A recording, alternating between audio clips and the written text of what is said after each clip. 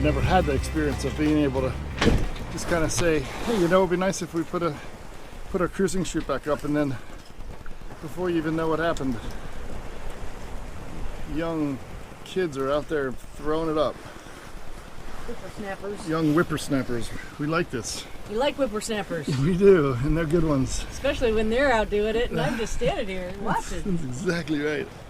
I said, I'll handle the lines back here from the cabin, making it sound all like I'm doing something. Yep. I'll handle the line. Sure.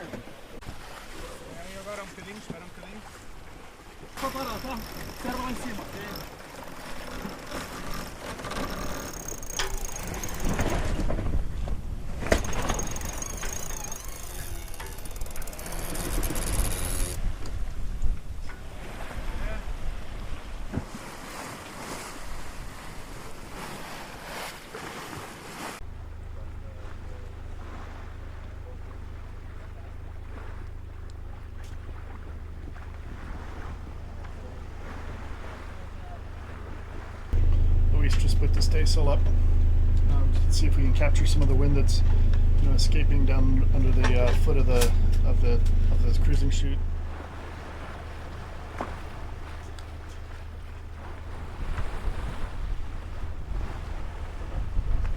It seems to be working. We got an extra half knot out of boat speed for the moment.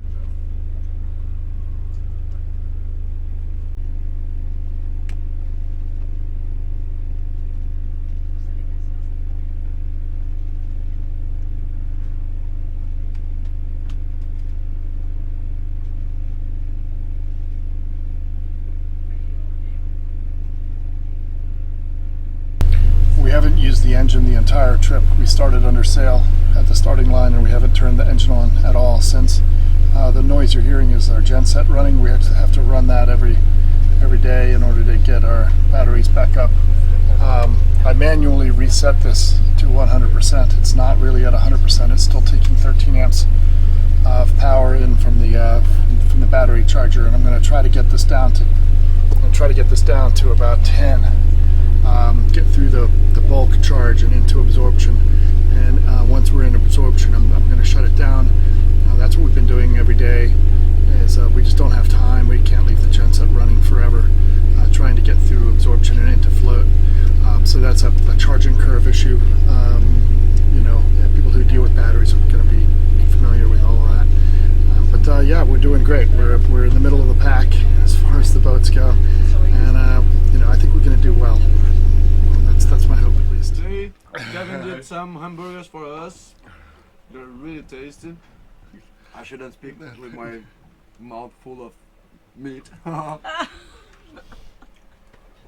it's really good. Yes, they came out awesome. Your turn to congratulate me. I haven't tried it yet, but it looks Not awesome. sure how good they are.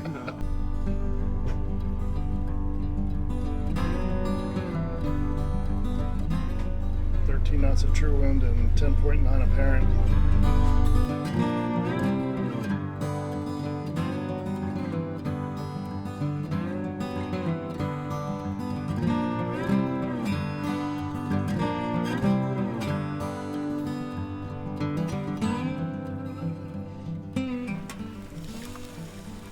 So here's our third night of mahi for dinner.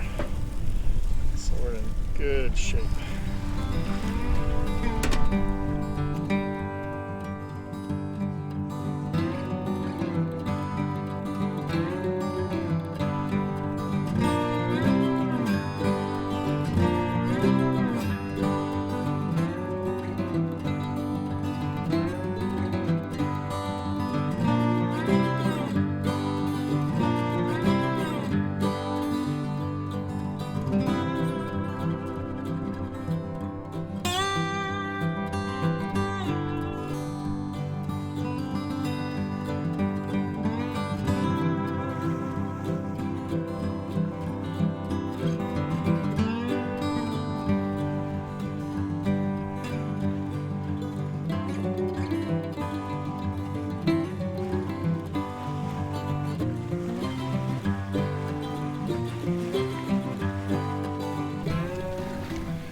So I can't tell you how nice it is to have, you know, seriously competent crew between Max and Luis.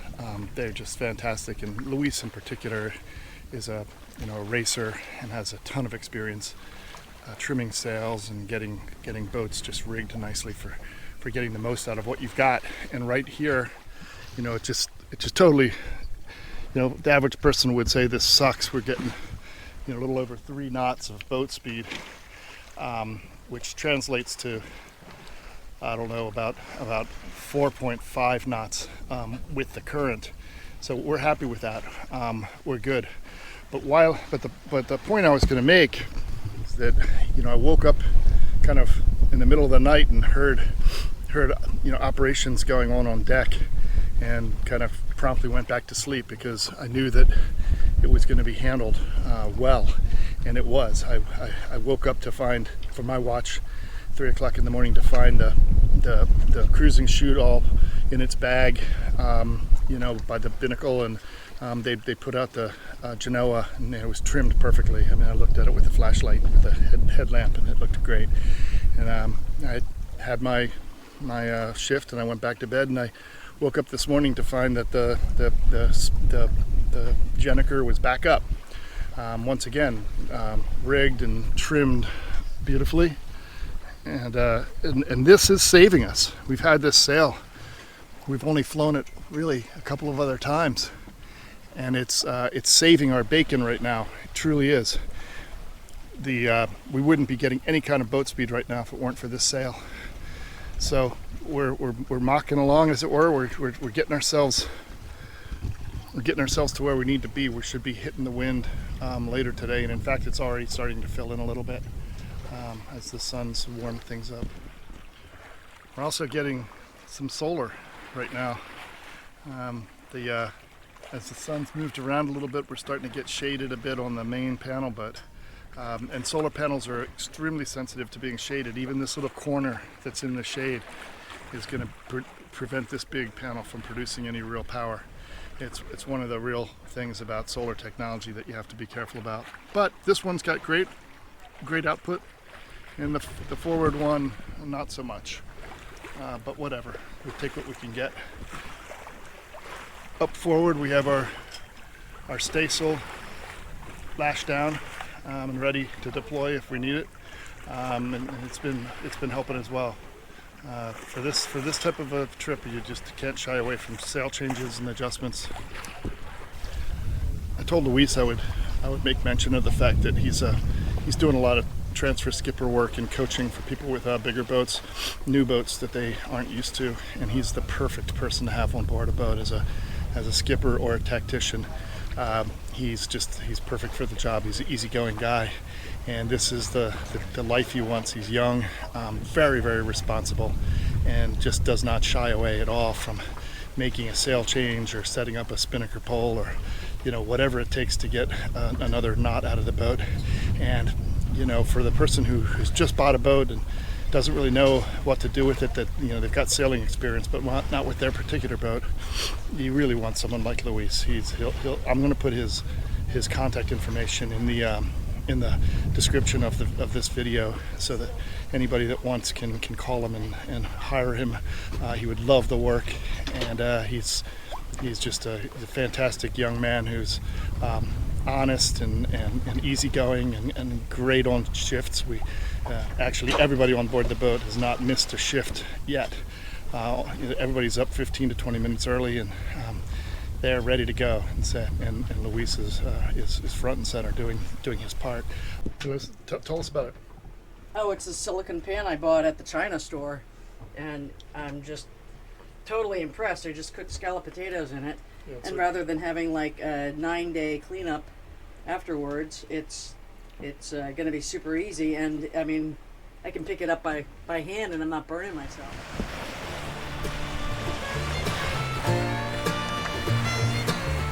It's sunrise, and we're rocking and rolling. Finally, we're in the one slot of wind. Anybody north of us is totally screwed. A lot of people have already made it through, though, so we're not in the lead by any stretch. We're probably in the middle of the pack.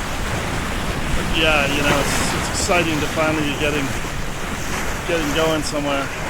We're doing over 6 knots, and then the current's giving us another knot and a half boost. So it's really hauling the mail today.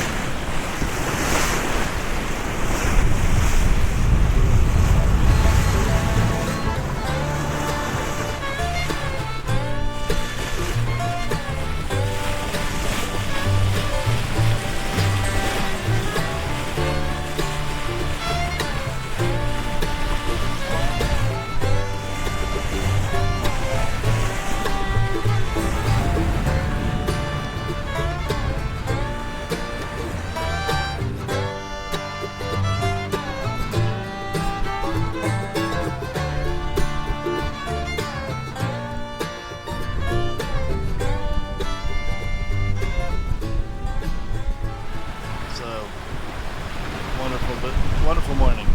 The mornings are great, especially when the wind fills in like this. What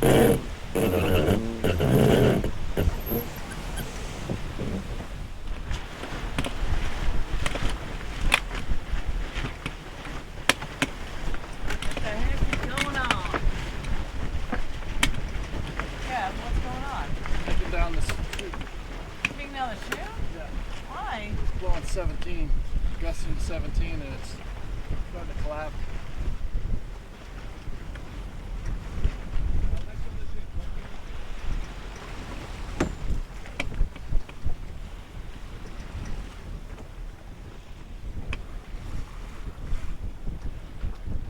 We decided to start refilling some of our water bottles with a water maker water, and the idea here is just to try to make sure that we don't run out of drinking water. We're doing it while we have the gen set on, because the water maker draws about 10 amps, and that'll drain 24 volt house batteries down pretty fast. So we're not charging the batteries quite as fast, and we also run the risk of having our gen set go down somewhere along the line. So we want to try to make sure that we make the water while we still can. Just one of those things we're trying to just stay in front of. But otherwise, things are going well. We're enjoying the trip, and we're 6 days in, 7 days? We're on the 7th day. On the 7th day, so it's good. We have another 2,100 miles to go, and that's about. They're telling us we'll get on. What did they say? The 15th? I think you said 13th. 13th of December. So basically about another 13 days of being on the water, and because today's the last day of November.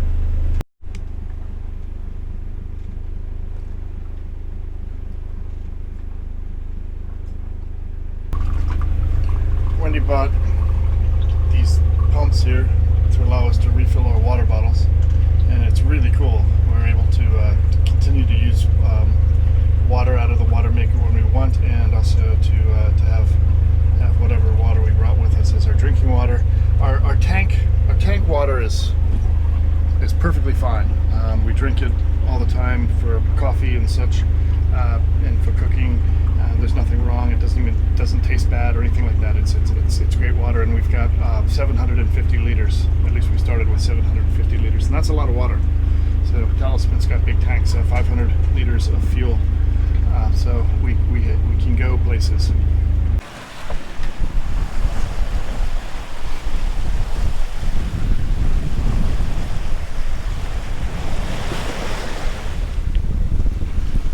Yeah, so here's Talisman just honking along at almost 7 knots. Hitting 7.5 knots frequently on pretty much of a beam reach. The boat's being powered primarily right now by our giant cruising chute up there, which is a godsend for this trip. It really is. We've been using it for 3 days straight, and we're just really getting great boat speed. The winds are filled in nicely. We're seeing about 14 to 16 knots of true wind, and the boat's handling it well. I'd say that the chute is maybe moderately overpowered, but it doesn't seem to be any danger of being damaged. And we have smooth conditions, not too much in the way of swells, and it's not gusty. Just nice steady wind.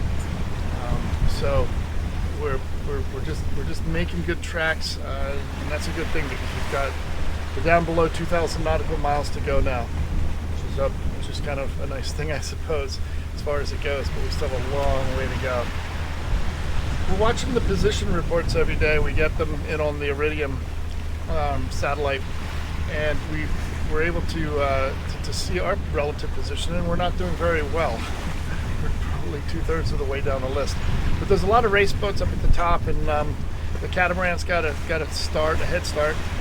But basically, it's just kind of luck of the draw. We went further south than a lot of other boats did, and I think if you stayed north, you did a little better this time around. But it's so hard to tell because the weather windows are 3 to 4 days really, and when you're talking about a 18, 25 day trip, something like that.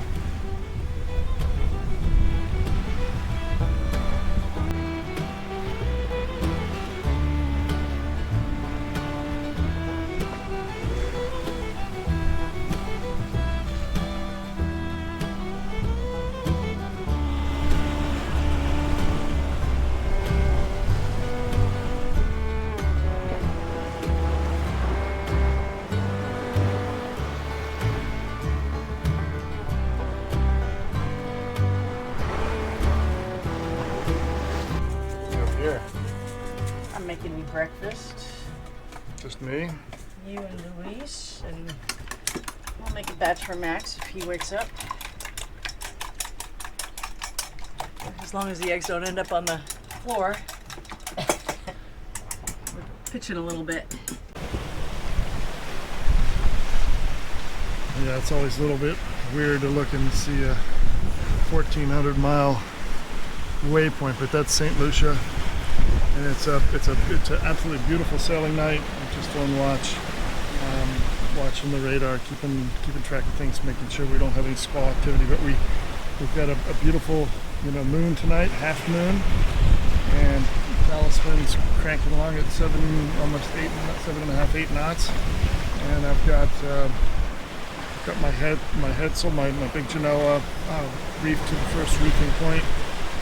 And pulled out, and then we have our staysail up, and that one's drawing as well. And then I've got, I'd say, probably a foot or so of the main in as well, just to kind of balance things out. But the boat's handling beautifully. There's almost no swells, and it's just perfect sailing night. It's really, really nice. Nothing crazy going on.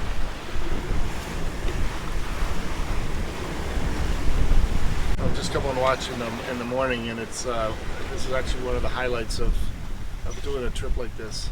Any type of big overnight passage type deal is you get a beautiful sunrise oftentimes, and that's what we have today. Really pretty day. So the swells are down. They're kind of choppy, but not particularly large, and it's beautiful. They've been dodging little rain squalls here and there. Max tells me they got 40 knots of wind overnight, but the sails handled it well, and I was like, what? You went reefed and that's it? But anyway.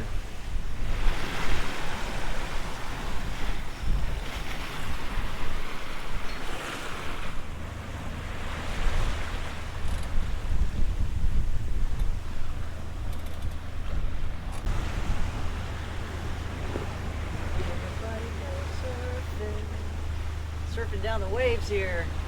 Oh my God! 5th night, right? What's that? Fifth day?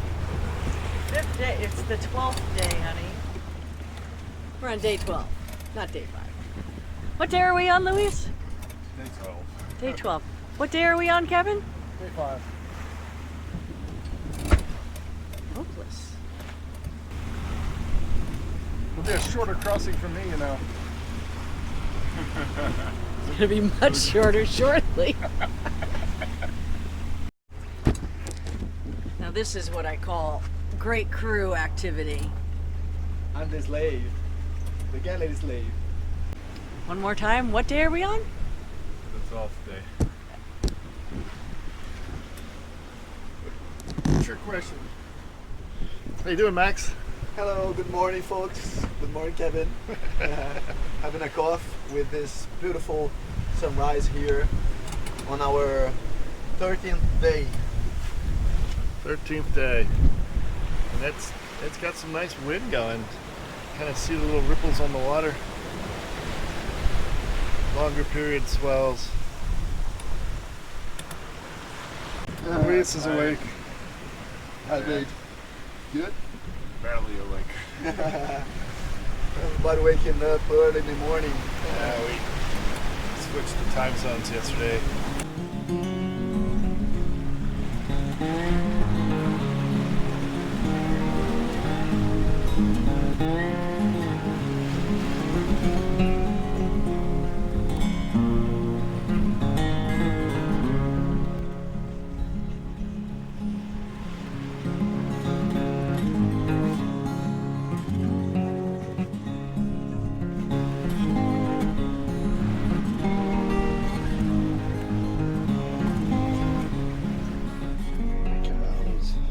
It wasn't my fault because I installed this, but the leaking was coming from other place, you know, from the tube. The system it's not leaking, but this tube strangely weird on a weird way started to leak. So spraying water at the side. We decided it would be a good idea to shut the seacock off first, so we didn't like flood out in the bathroom.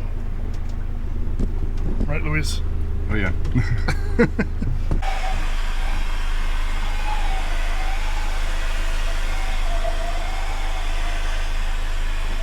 Not too close.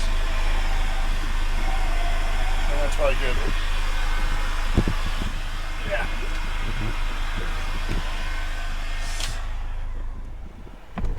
So this number here, 1001, is our distance to St. Lucia. And it's we're getting ready to have a celebration when it drops below 1,000. It's been good. All the crew is happy, and we're having a gin tonic to celebrate our less than 1,000 miles to go to the Caribbean, and that's why we are all happy here. Cheers, guys! Cheers! Yeah.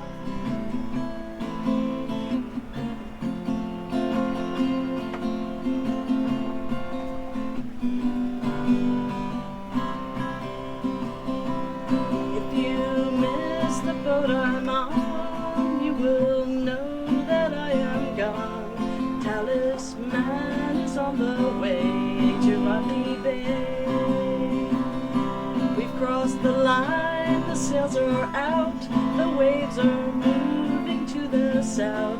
Talisman is on the way to Rodney Bay.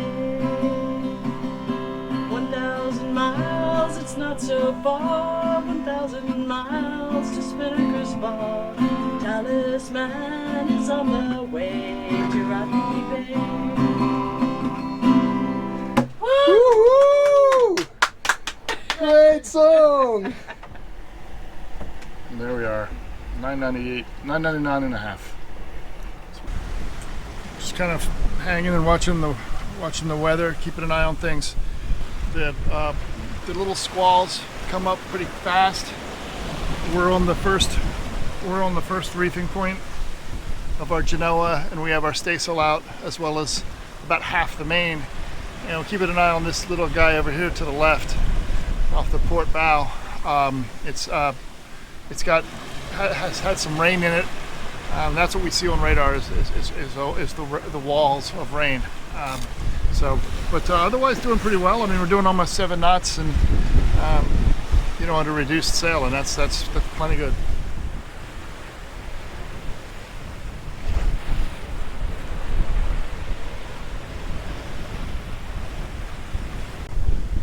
Whoops. Okay.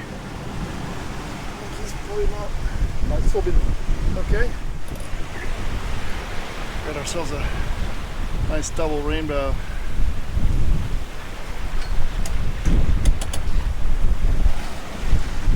there's some squalls that's associated with that.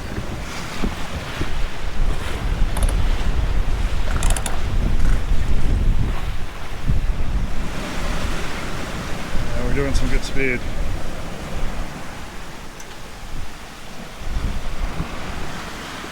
$849 nautical miles.